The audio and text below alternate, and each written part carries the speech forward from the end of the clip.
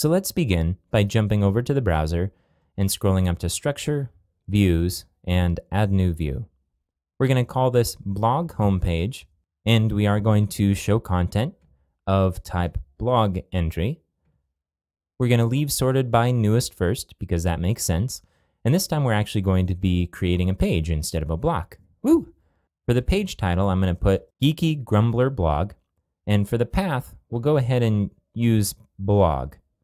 Later, when we rewrite the URLs of blog entries, we may want to rewrite them as blog/ and then the name of the entry. If we do that, then when the user removes the end of the URL and goes to /blog, they'll actually go to a page that makes sense, that aggregates all of those blog entries.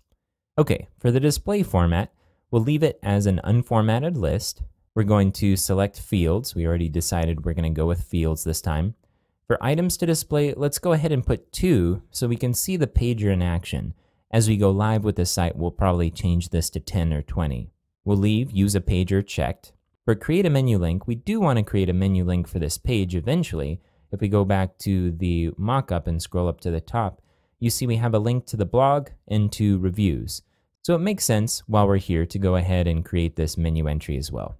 So I'll go back to the browser and I'll check Create a Menu Link. We'll leave this in the main menu and we're going to call this blog. I'm going to scroll down. Also, with most blog feeds, we're going to want an RSS feed, so we'll go ahead and check that.